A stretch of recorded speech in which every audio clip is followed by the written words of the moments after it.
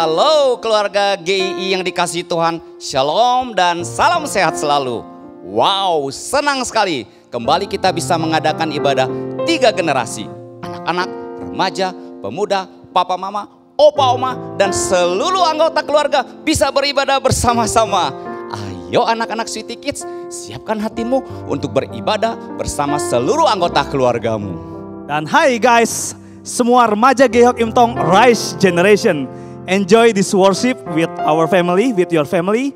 Dan suatu kesempatan yang indah kalau kita bisa beribadah sama-sama dengan anggota keluarga kita.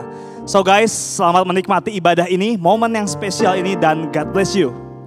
Puji Tuhan, hari ini seluruh keluarga GI bisa bersatu hati untuk beribadah bersama-sama. Seperti komitmen Yosua dalam Yosua 24 ayat 15 yang berkata, Aku dan seisi rumahku, kami akan beribadah kepada Tuhan. Biarlah komitmen ini kita wujudkan dalam ibadah 3 generasi, di mana seluruh keluarga beribadah bersama-sama. Mari saudara-saudara kita bangkit berdiri, mengawali ibadah 3 generasi ini dengan satu pengakuan bahwa pertolongan kita adalah dalam nama Tuhan yang menjadikan langit dan bumi, serta memelihara kesetiaannya sampai selama-lamanya, dan yang tidak pernah meninggalkan perbuatan tangannya. Dan turunlah kiranya atas kita kasih anugerah dan damai sejahtera dari Allah Bapa, Putra, dan Roh Kudus. Amin. Nats panggilan beribadah kita hari ini diambil dari Ulangan 6 ayat yang keempat. Dengarlah hai orang Israel, Tuhan itu Allah kita, Tuhan itu Esa. Mari kita menaikkan puji sembah kita, hormat kepada Allah Bapa.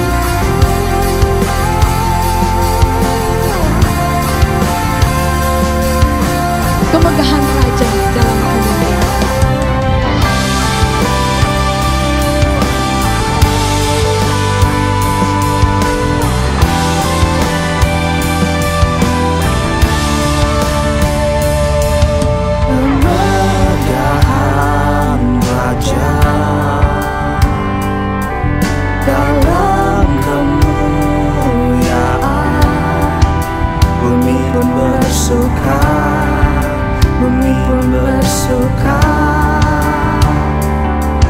'Tiada tanda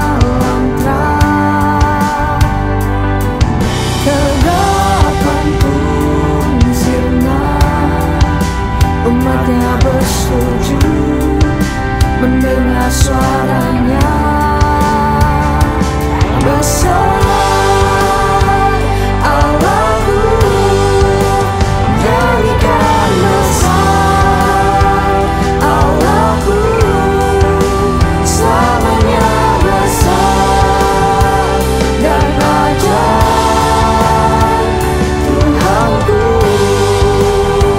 How great is our God. How great is our God. Sing with me, how great is our God.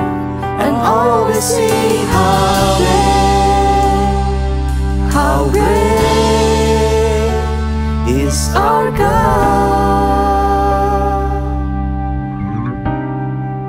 Tuhan, kami bersyukur di hadapan Tuhan.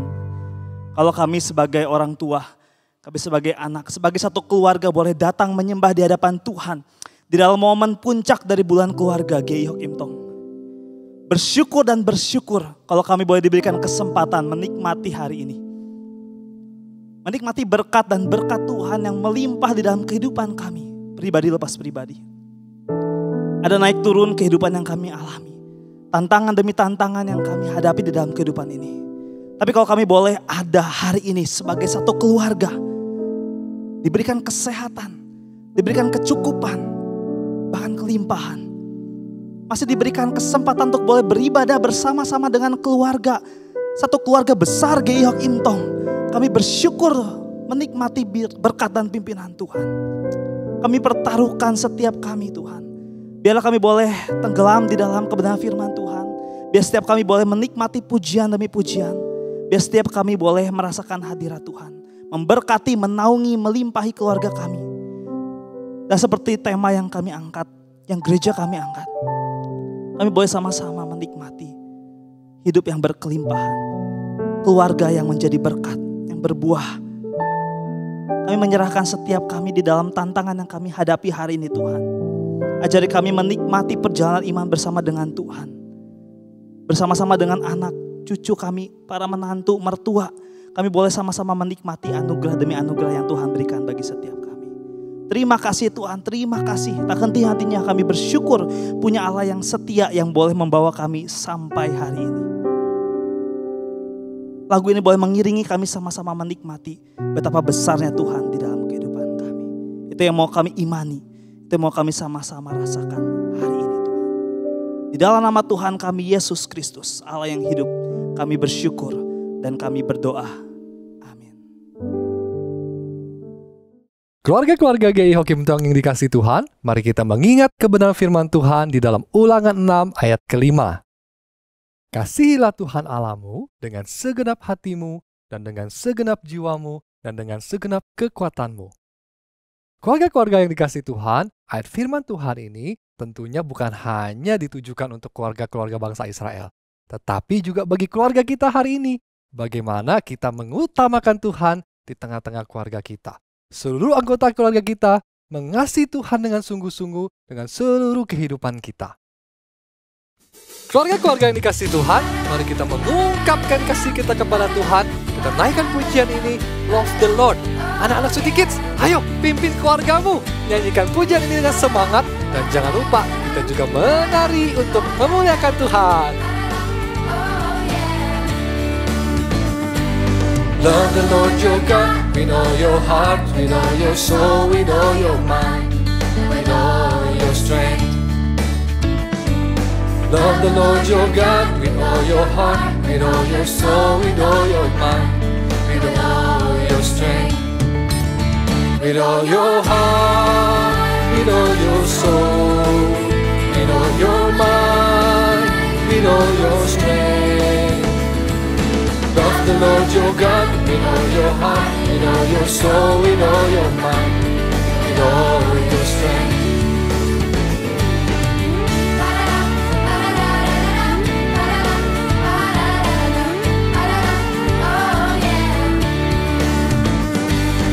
I will serve you, Lord, with all my heart, with all my soul, with all my mind, with all my strength. I will serve you, Lord, with with all my heart, with all my soul, with all my mind, with all my strength. With all my heart, with all my soul, with all my mind, with all my strength. I will serve you, Lord, with all my heart, with all my soul, with all my mind, with all my strength. Anak-anak Sweety Kids, ayo ajak anggota keluargamu, Popo Kungkum, Papa Mama, adik kakak. Kita naikkan pujian ini dengan lebih semangat lagi. Dalam hitungan ketiga, kita akan loncat bersama-sama setinggi-tingginya. 1, 2, 3. With all my heart, with all my soul, with all my mind, with all my strength. With all my heart, with all my soul, with all my mind, with all my strength. Love the Lord your God with all your heart, with all your soul, with all your mind, with all your strength. Love the Lord your God with all your heart, with all your soul, with all your mind, with all your strength.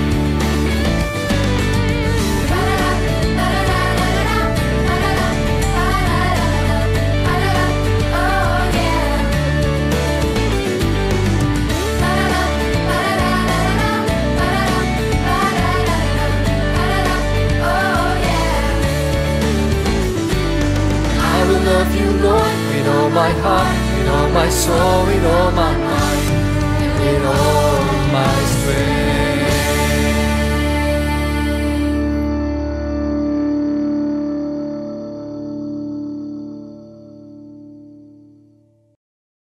Keluarga-keluarga yang dikasihi Tuhan, mari kita bangkit berdiri dengan sikap yang hormat. Kita menyatakan pengakuan iman kita, pengakuan iman rasuli.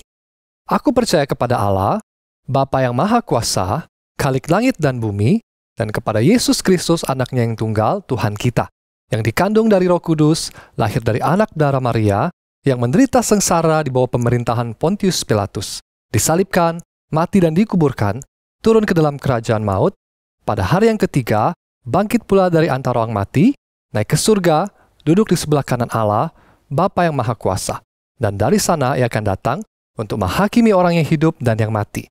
Aku percaya kepada Roh Kudus, gereja yang kudus dan am, persekutuan orang kudus, pengampunan dosa, kebangkitan orang mati, dan hidup yang kekal. Amin.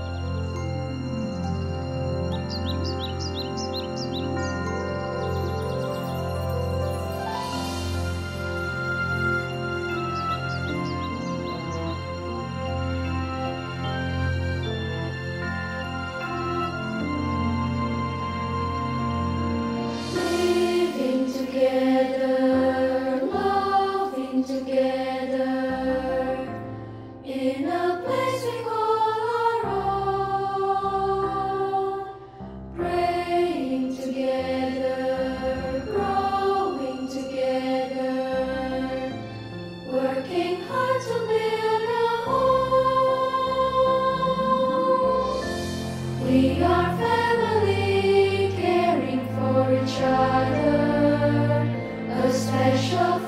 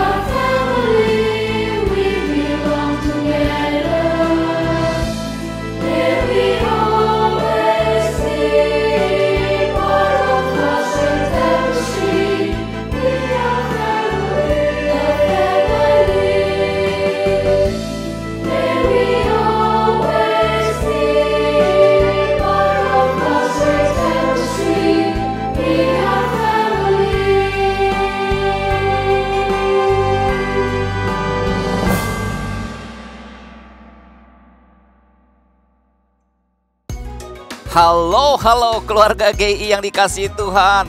Salam sejahtera di dalam Tuhan Yesus Kristus. Minggu ini merupakan minggu yang spesial karena setiap anggota keluarga bisa beribadah bersama-sama. Buat saya pribadi, ini adalah momen yang sangat indah karena papa, mama, anak-anak dan mungkin juga opa, oma dan setiap anggota keluarga lainnya bisa berkumpul bersama-sama dalam satu keluarga memuji Tuhan dan mendengarkan firman Tuhan.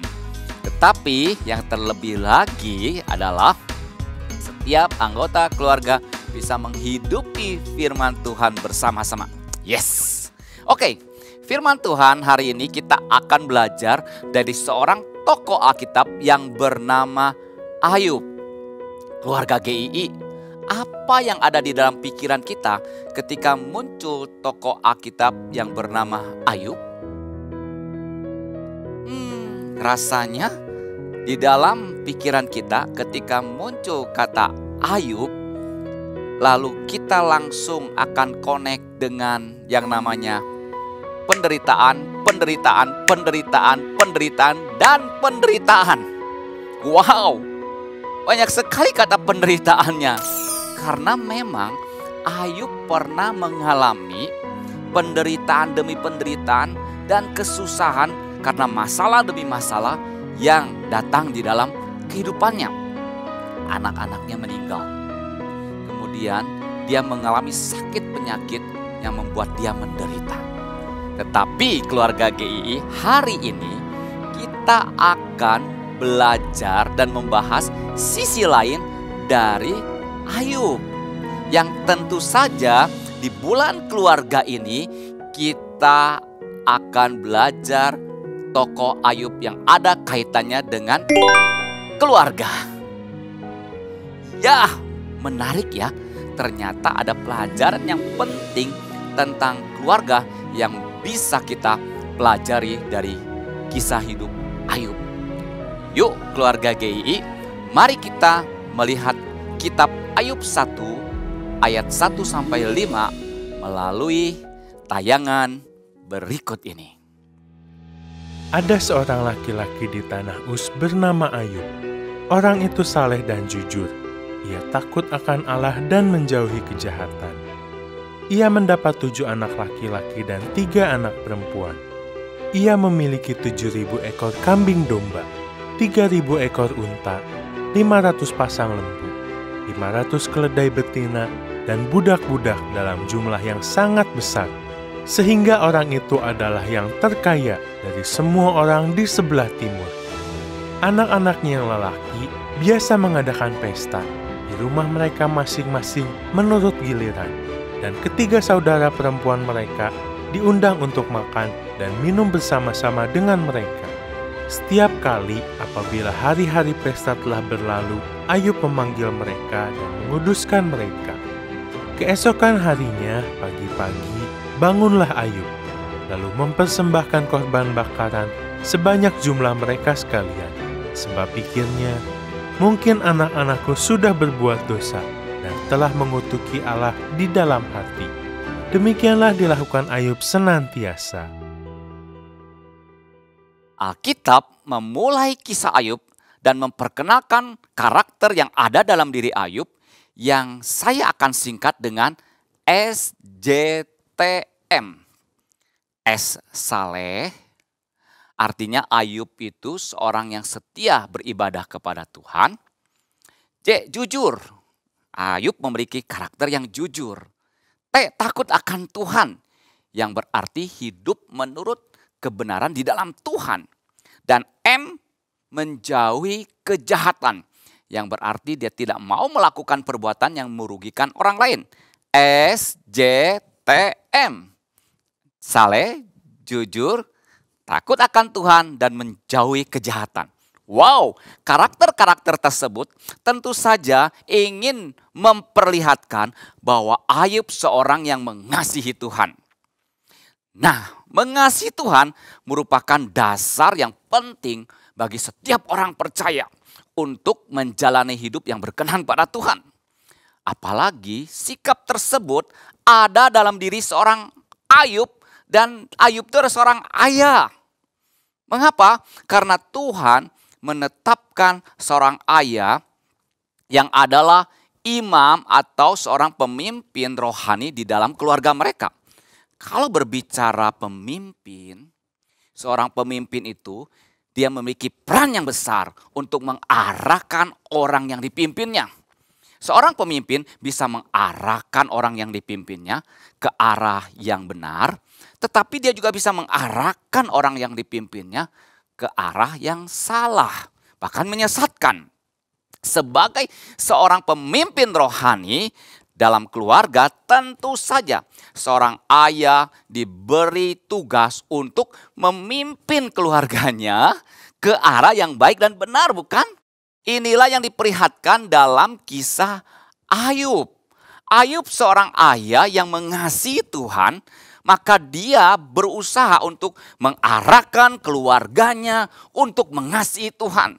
Ini bisa kita lihat dalam Ayub 1 ayat 5. Di mana dikatakan ketika anak-anaknya selesai mengadakan pesta, Ayub memanggil mereka dan menguduskan mereka, dan keesokan harinya pagi-pagi Ayub mempersembahkan korban untuk meminta ampun dari Tuhan karena Ayub takut anak-anaknya melakukan dosa di hadapan Tuhan.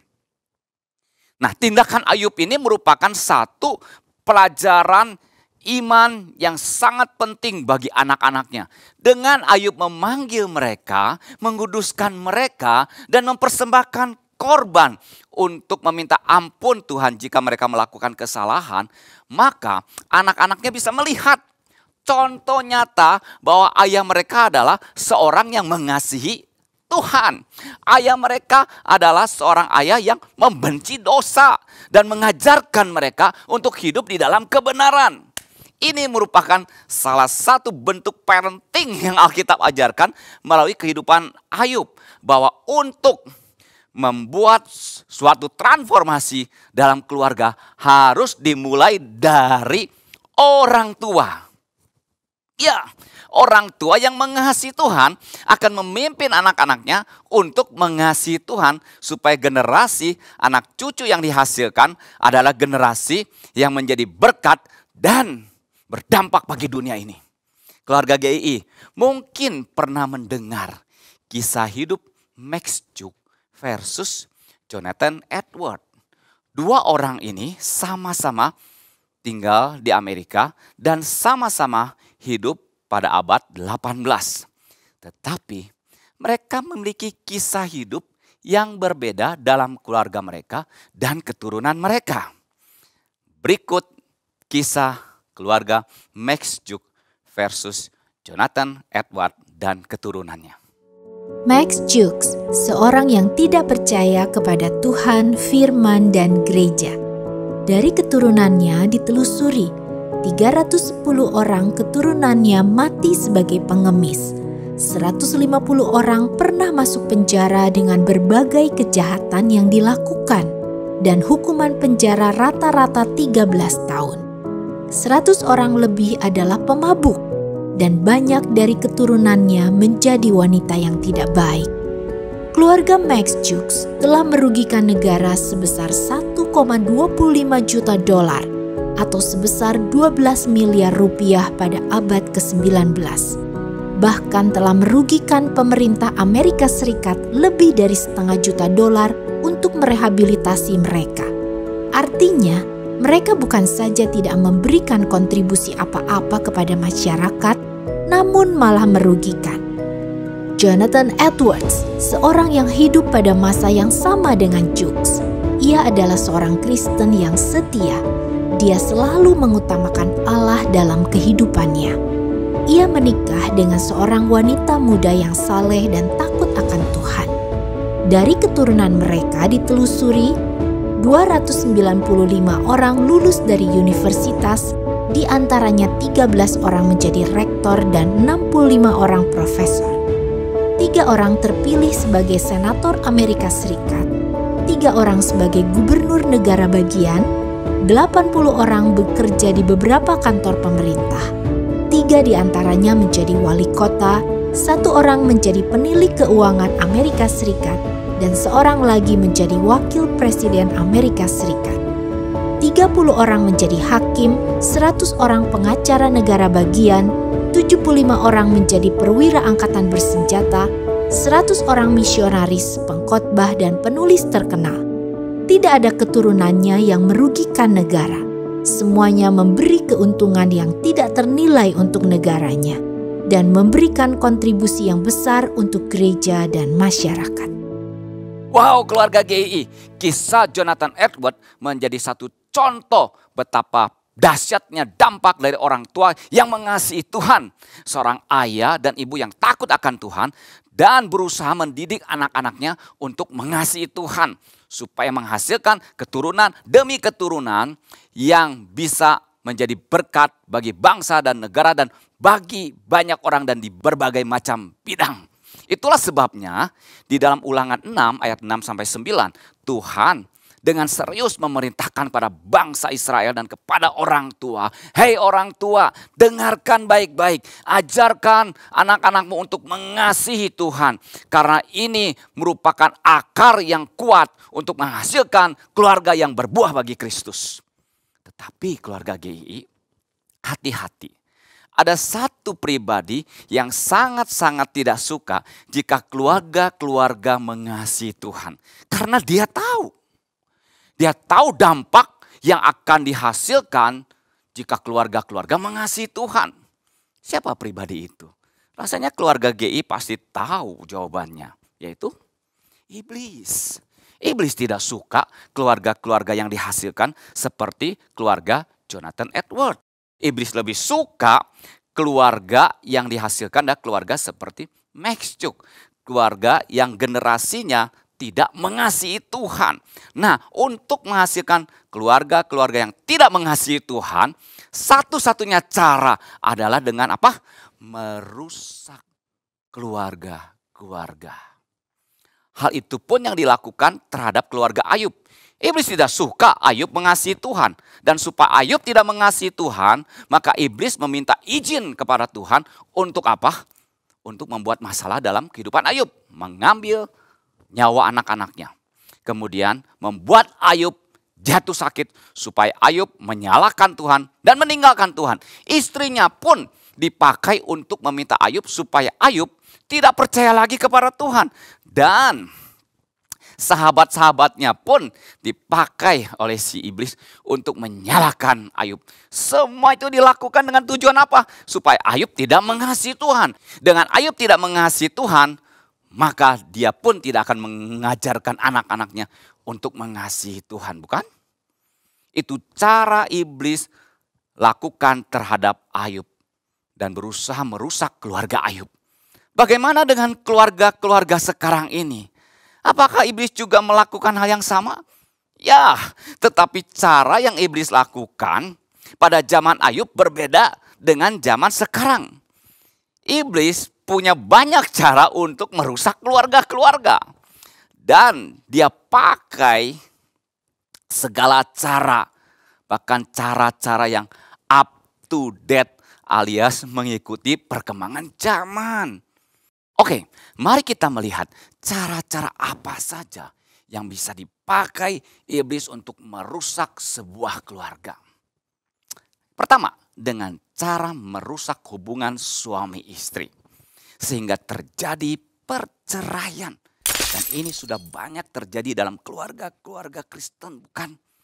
Iblis tahu kalau papa mama bercerai, maka akan berdampak pada anak-anaknya dan generasinya. Ada banyak efek negatif dari papa mama yang bercerai terhadap anak-anaknya. Anak-anak stres, broken home, kecewa, kesepian, dan banyak masalah lagi. Anak-anak jadi korban. Kalau anak sudah jadi korban, mereka tidak akan bisa menjalani hidupnya dengan baik dan rusaklah generasi yang dihasilkan. Ini salah satu cara iblis yang sangat efektif. Dan celakanya adalah perceraian itu nantinya akan menjadi contoh yang tidak baik bagi generasi ke generasi dalam membentuk keluarga. Begitu gampangnya bercerai, padahal Tuhan melarang perceraian. Tapi anak-anak, dengarkan baik-baik. Hari ini Pak Roni ingatkan kamu, jangan ikut contoh yang tidak baik dari orang tua, oke? Kalau ada contoh yang tidak baik dari orang tua, doakan mereka supaya mereka berubah. Oke, cara berikutnya adalah membuat seorang ayah sibuk dan sibuk, pikirannya cuma duit, tidak puas, sehingga seorang ayah tidak ada waktu untuk anak-anaknya. Padahal seorang ayah memiliki peran yang besar dalam kehidupan anak-anaknya kalau dia memberikan waktu untuk anak-anaknya dan membangun relasi dengan anak-anaknya. Dengan membuat para ayah sibuk dan terus cari duit, tidak ada waktu untuk anak-anaknya, ternyata iblis telah berhasil menggagalkan peran seorang ayah sebagai imam, bukan? Jadi tidak heran banyak anak-anak remaja yang tidak dekat dengan ayahnya dan lari ke teman-teman. Dan celakanya mereka bergaul dengan teman-teman yang menyesatkan mereka. Kalau ayah tidak membangun hubungan dengan mereka, bagaimana mereka bisa dekat dengan ayahnya? Sedangkan masa remaja adalah masa-masa yang penuh dengan tantangan dan pengaruh teman begitu kuat. Jikalau seorang ayah memiliki relasi yang kuat dengan anak-anaknya, tekanan teman sebaya, tekanan teman-teman bisa diatasi karena ayah mereka menjadi tempat bagi mereka untuk bisa ngobrol, untuk bisa curhat, dan menjadi teman sahabat yang baik bagi mereka untuk menjawab persoalan-persoalan hidup mereka. Dengarkan baik-baik untuk para papa. Kehadiran Anda sangat berarti bagi anak Anda. Tapi sayang, banyak papa yang tidak berperan semestinya untuk anak-anaknya. Sehingga terjadilah generasi remaja yang kehilangan figur ayah dan tersesat di dalam pergaulan. Wah, ternyata cara ini pun merupakan cara yang efektif bagi iblis untuk merusak keluarga-keluarga, bukan? Ternyata selain cara merusak keluarga melalui papa, mama yang bercerai, peran ayah yang hilang, iblis juga bisa memakai cara lain dalam sebuah keluarga. Yaitu melalui, opa, oma. Yang punya gelar mertua. Wow, gimana caranya? Begini caranya. Para mertua dibuat ribut dengan mantu. Para mertua tukang recokin mantu. Gampang sekali melihat kekurangan mantu. Kemudian jelek-jelekin mantu ke anak-anaknya, ke tetangganya. Yang akhirnya membuat mantu dan mertua tidak akur. Bahkan para mertua bisa menghasut anak-anaknya untuk menciptakan pertengkaran antara suami dan istri. Dan belum lagi opa oma yang suka memanjakan cucu dan memiliki gaya asuh yang berbeda dengan orang tua. Gara-gara cucu, opa oma bisa berantem dengan papa mama. Karena mereka merasa cara didiknya lebih benar. Padahal Tuhan memberikan kepercayaan pada papa mama untuk mendidik anak-anaknya. Tapi seringkali opa oma ikut campur tangan. Sehingga apa yang papa mama sudah ajarkan dengan baik dirusak oleh opa oma. Hei opa oma, coba dengarkan nasihat dari teman saya opa bijak berikut ini ya. Halo opa oma, saya juga sudah jadi opa nih. Ada pepatah yang mengatakan, tua-tua keladi, makin tua makin menjadi. Makin menjadi apanya ya? Oh, makin menjadi cewek, tukang ngatur. Ah, tidak begitu. sebagai orang beriman harusnya makin menjadi imannya, semakin menjadi berkat untuk mantu, untuk cucu-cucu. Kalau melihat kekurangan mantu, ya didoakan, dinasehati, dan dibimbing. Sama cucu, jangan terlalu dimanja-manja. Biarkan papa mereka, mama mereka yang mendidik mereka dengan baik. Nah, dengan demikian, opa oma, kita yang sudah semakin tua, tetapi kita makin mantap. Menjadi contoh teladan untuk seluruh keluarga. Ayo opa oma, katakan amin. Good. Benar juga ya, nasihat dari Opa bijak. Tadi dikatakan tua-tua keladi, makin tua makin menjadi. Semakin tua harusnya semakin menjadi imannya, semakin menjadi berkat. Bener keren, harusnya begitu. Nah keluarga GI, hati-hati dengan cara-cara iblis yang tadi sudah kita bahas. Yang sebenarnya sudah terjadi di dalam banyak keluarga. Dan ternyata dengan cara-cara itu iblis sudah merusak keluarga-keluarga. Tapi selain dengan cara membuat masalah dalam keluarga, ternyata iblis punya cara juga untuk membuat, nah sekarang anak-anak nih untuk tidak mengasihi Tuhan. Salah satu cara yang paling jitu adalah dengan menggunakan kecanggihan teknologi. Wah, ngomong-ngomong teknologi, sekarang kan kita hidup di zaman teknologi dan tidak bisa lepas dari teknologi. Nah, inilah cara yang paling tepat untuk menyesatkan melalui kecanggihan teknologi. Teknologi tidak salah. Tuhan pun memakai kecanggihan teknologi supaya orang-orang bisa mendengarkan firman Tuhan, orang-orang bisa bersaksi dan menyampaikan kebenaran, dan ada banyak hal-hal manfaat yang bisa didapatkan dari teknologi. Tetapi iblis pun menggunakan teknologi untuk tujuannya, yaitu apa? Supaya banyak orang tersesat. Bagaimana caranya iblis menggunakan alat teknologi? Dengan menawarkan konten-konten negatif yang bisa didapatkan melalui teknologi. Seperti apa? Pornografi, games-game kekerasan yang di dalamnya berisi perkataan-perkataan kotor, makian, pembunuhan yang sadis, yang tentu saja nilai-nilai tersebut tidak diajarkan dalam Alkitab, tetapi bisa didapatkan di dalam game. Kemudian melalui teknologi anak-anak dibuat menjadi kecanduan.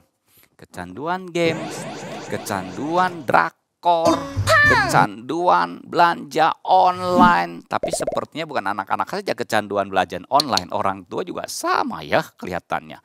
Lalu apa lagi? Kecanduan lainnya. Hei, bukankah dengan cara-cara ini iblis sudah berhasil menyesatkan banyak anak-anak? Wow. Keluarga GII, kalau kita sudah tahu cara-cara iblis tersebut yang bisa merusak dan bahkan sudah merusak kehidupan kerohanian kita, apa yang harus kita lakukan? Oke, jawabannya akan kita dapatkan melalui permainan keluarga berikut ini. Keluarga GI pernah bermain yang namanya permainan cing-ciripit. Kayaknya sih anak-anak mungkin ada yang belum tahu ya, kecuali orang tuanya mengajarkannya. Kalau Pak Roni waktu kecil sih suka bermain cing-ciripit, dan rasanya orang tua kamu yang seusia Pak Roni pastinya harus tahu permainan ini. Nah, permainan ini dimainkan oleh beberapa orang karena hari ini adalah ibadah keluarga. Maka Pak Roni ingin mengajak keluarga memainkan permainan ini bersama-sama. Cara mainnya adalah sebagai berikut. Telapak tangan kanan kamu buka seperti ini. Oke? Oke. Ya. Dan kemudian jari telunjuk tangan kiri kamu kamu buat seperti ini. Nah, kalau masing-masing sudah seperti ini, maka nantinya jari kiri kita akan ditaruh di telapak tangan orang di sebelah kita. Ya, jadi begini, nanti akan ditaruh di telapak tangan orang di sebelah kita. Kalian boleh bikin lingkaran supaya nantinya bisa lebih dapat pasangan semuanya ya. Tapi kalau tidak buat lingkaran, maka yang paling ujung itu tidak dapat pasangan. Tapi tidak apa-apa, kamu masih bisa tetap bermain. Oke? Nah, begini permainannya. Waktu nanti Pak Roni akan menyebutkan gini ya. Kan nanti tangannya sudah begini ya. Telapak tangan kanan sudah terbuka. Jari itu sudah ada di telapak tangan orang di sebelah kamu. Nanti waktu Pak Roni bilang cing ciripit tulang bajing kejepit. Nah, waktu ada kata kejepit itu ya, ini tangan harus tangkap jarinya, tapi jari kamu harus kamu tarik supaya jangan ketangkap. Jadi tangan harus menangkap, tapi jari pun harus diangkat supaya jangan ketangkap. Nah, setiap ada kata kejepit, sebenarnya ini permainan dari orang suku Sunda. Biasanya pakai istilahnya kacapit. Tapi supaya semua tahu, kita pakai istilah kejepit. Oke? Dengarkan baik-baik. Setiap kata jepit baru tangkap dan angkat. Nah, supaya permainannya seru, Pak Roni akan menjebak dulu ya. Jadi kamu harus konsentrasi benar-benar. Jangan sampai ketangkap ya. Tetapi ingat, hanya kata jepit saja baru tangkap. Oke? Kita tes dulu ya. Tes dulu. 1, 2, 3. Cing ciripit tulang bajing kejepit. Nah, kata kejepit itu harusnya kamu tangkap dan jarinya harus kamu angkat. Oke, sudah siap? Oke, sekarang saya akan menjebak. Perhatikan baik. Jangan angkat kalau tidak ada kata kejepit, dan jangan tangkap kalau tidak ada kata jepit. Oke? Oke. Siap. Cing ciripit tulang bajing kejebak. Rasanya ada yang kejebak ini ya. Wah, ini kejebak ya. Oke, lagi ya. Cing ciripit tulang bajing kejepret. Kejepret. Ada yang angkat juga, ada yang nangkap juga. Wah, konsentrasi sekarang. Cing ciripit tulang bajing kejepit.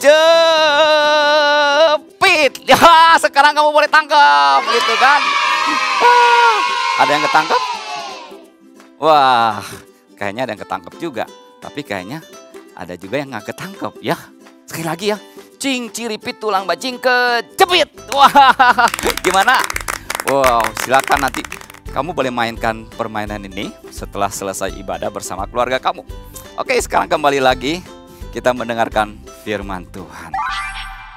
Apa yang mau disampaikan lewat permainan ini?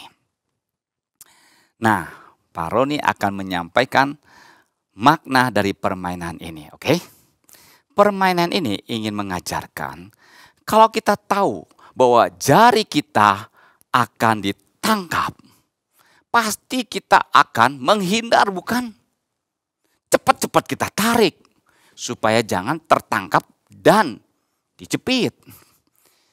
Biasanya dalam permainan ini kalau jarinya sudah ketangkep, wah benar-benar dijepit supaya nggak bisa lepas, dipegang erat-erat.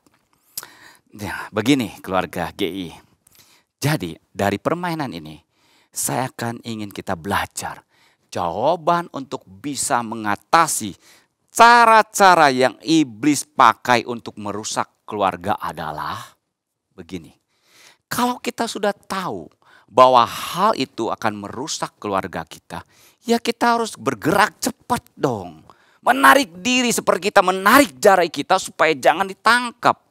Dan kita keluar dong dari perangkap tersebut supaya tidak tertangkap dan terus masuk dalam jebakan si iblis. Dan kuncinya ada pada kita. menarik diri keluar supaya tidak terjebak.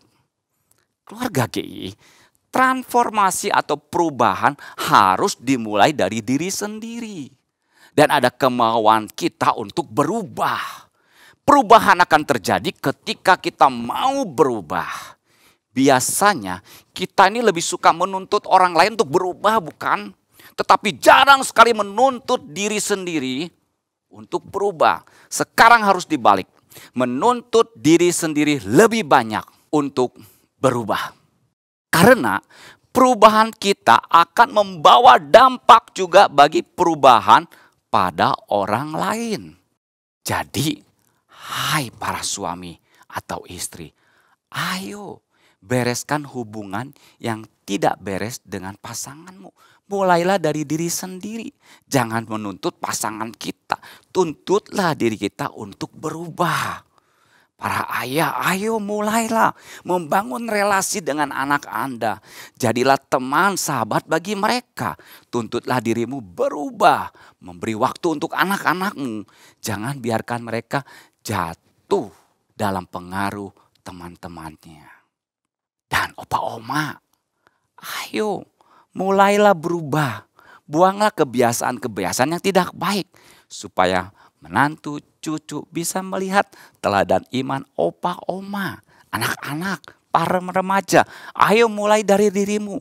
Keluar dari sesuatu yang akan merusak kamu dan menarik kamu jatuh dalam dosa. Tinggalkan itu. Seperti Yusuf yang lari dari istri Potifar yang menggoda dia karena dia tahu itu adalah dosa yang akan merusak dirinya.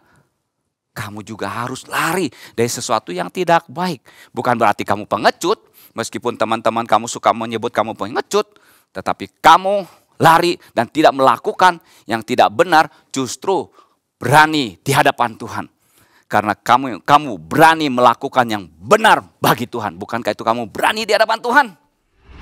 Keluarga GII, saya percaya dengan kemauan kita untuk berubah, menuntut diri untuk suatu perubahan, dan ditambah dengan kuasa pertolongan dari Tuhan, seperti yang dikatakan dalam 2 Korintus 10 ayat 4.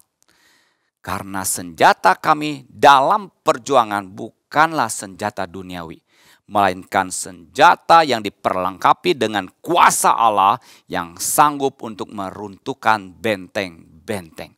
Bersama dengan Tuhan, libatkan Tuhan dalam keluarga kita, perkuat mesbah keluarga, saling mendoakan, maka kita sanggup meruntuhkan benteng-benteng atau cara-cara iblis, dan kita keluar sebagai keluarga pemenang dan berbuah bagi Kristus. Haleluya! Keluarga GI, yuk kita bergandengan tangan bersama-sama dalam setiap anggota keluarga untuk saling mendoakan.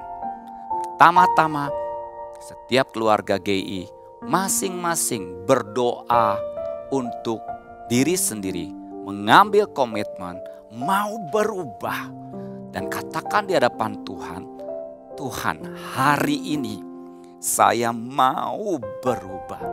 Ada hal yang tidak baik dalam diri saya. Saat ini saya bertekad untuk membereskannya dan membuang jauh-jauh dosa dalam diri saya. Saya mau berubah dan mengasihi Tuhan. Silakan masing-masing keluarga tundukkan kepala. Pertama-tama doakan diri kita terlebih dahulu. Silakan berdoa.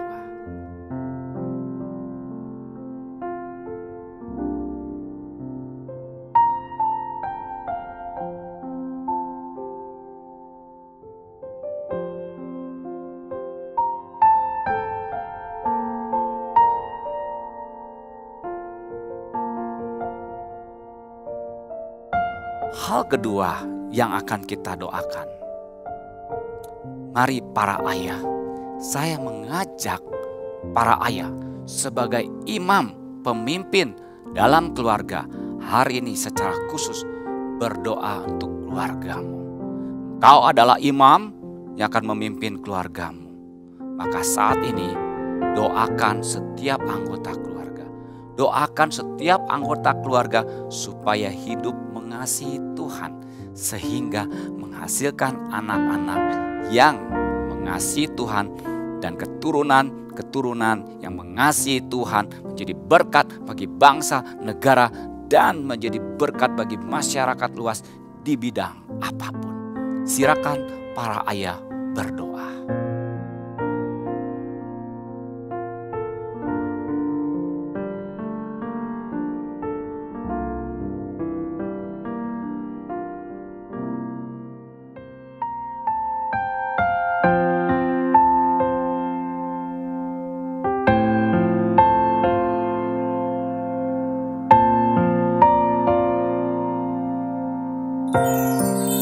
Ini keluargaku Tuhan,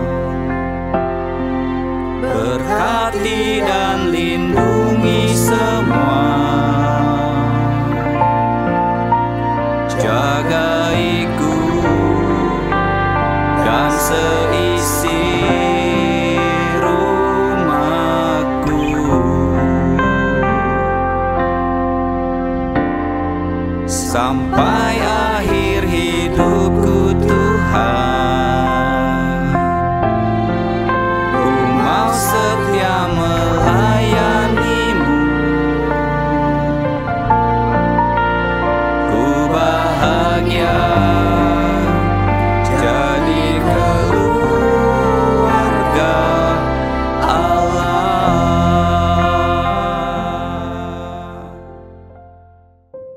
Saya akan berdoa bagi kita semua. Tuhan, hari ini bersyukur karena setiap keluarga boleh saling mendoakan. Kami sudah mendengarkan firman Tuhan, dan kami berdoa Tuhan. Dan hamba-Mu berdoa secara khusus di hadapan-Mu ya Tuhan, untuk keluarga-keluarga, supaya mulai saat ini masing-masing keluarga mulai mengambil satu komitmen untuk hidup berubah dan berbuah bagi Kristus. Setiap kami meninggalkan hal-hal yang tidak berkenan kepada Engkau, sehingga anggota keluarga bisa bersatu di dalam Kristus, saling mengasihi dan mengasihi Tuhan, sehingga keluarga kami bisa menjadi keluarga yang berbuah bagi Kristus. Terima kasih Tuhan Yesus. Dalam nama Tuhan Yesus, hamba-Mu berdoa. Amin.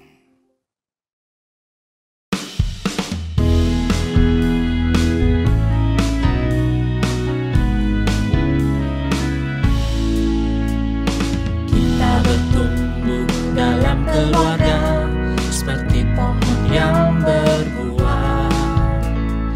Benih firman yang ditanamkan membawa keselamatan. Dia pegang tangan keluarga dan dengar setiap doa untuk berkarya di ladang Tuhan demi kemuliaan-Nya. Ada kasih, sukacita, Tuhan berikan damai sejahtera, kesabaran dan kemurahan terpancar di dalam keluarga. Ada kebaikan, kesetiaan, lemah lembut dan penguasaan diri kita. Ini buah Roh Allah mewarnai langkah hidup keluarga yang berbuah. Ada kasih, sukacita, Tuhan berikan damai sejahtera, kesabaran dan kemurahan terpancar di dalam keluarga. Ada kebaikan, kesetiaan, lemah lembut dan penguasaan diri kita. Ini buah Roh Allah mewarnai langkah hidup keluarga yang berbuah. Mewarnai langkah hidup keluarga yang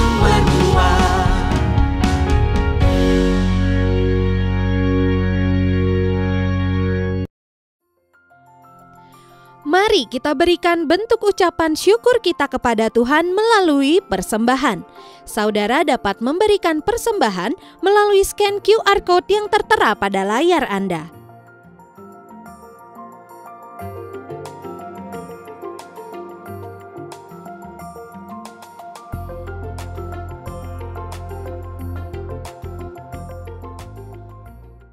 Keluarga GII, mari kita bangkit berdiri bersama-sama. Dan kita akan berdoa untuk persembahan dan doa berkat.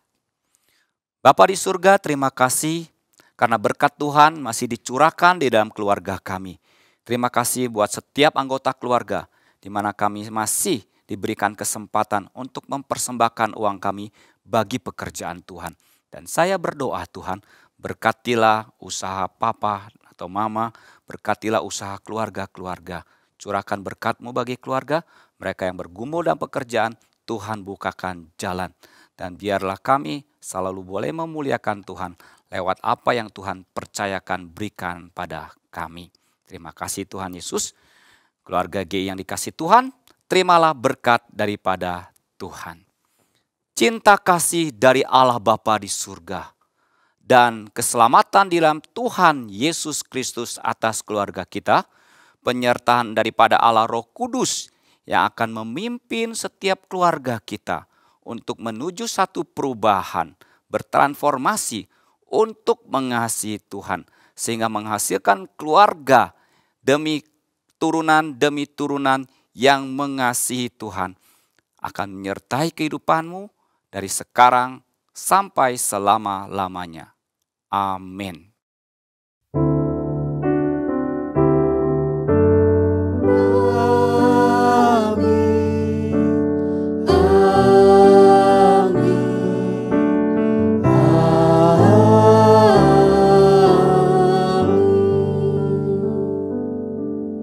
Silakan duduk, ibadah kita selesai, bersaat teduh sejenak. Tuhan Yesus memberkati.